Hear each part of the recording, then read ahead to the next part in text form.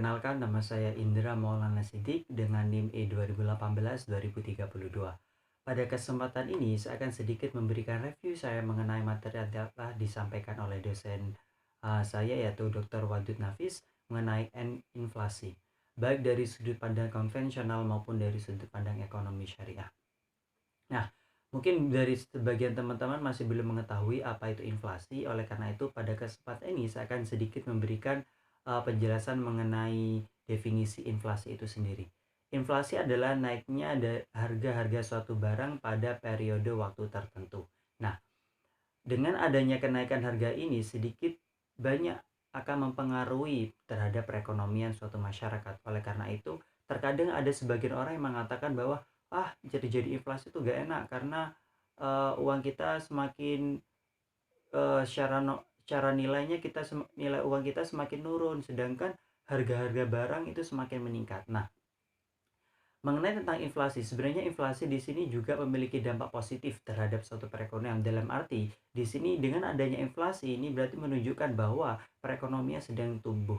Sedangkan kalau kita berbicara tentang dampak negatifnya, yaitu dengan adanya inflasi maka nilai uang kita tuh semakin menurun. Oleh karena itu, dengan adanya inflasi, dalam tanda kutip, banyak orang yang tidak menyukai adanya inflasi ini.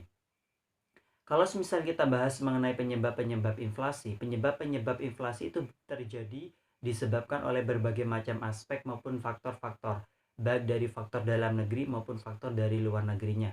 Kemudian, kalau misal kita mengetahui penyebabnya, itu secara umum yang biasa kita kenal itu ada dua, yaitu berdasarkan demand inflation dan yang kedua yaitu cost inflation. Kalau demand inflation di sini itu apa? Demand inflation yaitu inflasi yang disebabkan oleh adanya peningkatan permintaan. Oleh karena itu, semakin banyak barang itu diminta, secara otomatis harga suatu barang itu semakin meningkat. Karena kenapa? Karena barang ini memang benar-benar dibutuhkan oleh masyarakat. Secara otomatis masyarakat butuh akan ini, secara otomatis harga dari suatu barang tersebut juga semakin meningkat.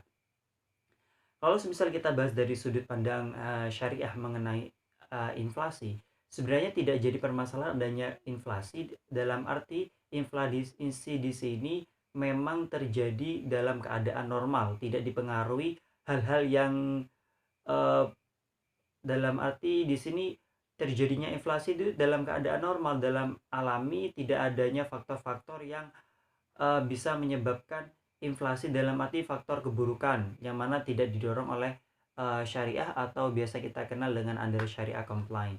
Oleh karena itu, dari sisi aspek ekonomi syariah sendiri juga memberikan beberapa solusi untuk bisa mengatasi inflasi di sini, yaitu melalui kebijakan moneter dan juga kebijakan fiskal. Tergantung nanti sistem atau bagaimana inflasi di sini terjadi, dan dalam syariah bisa mencarikan solusi yang terbaik untuk bisa mengatasi inflasi ini.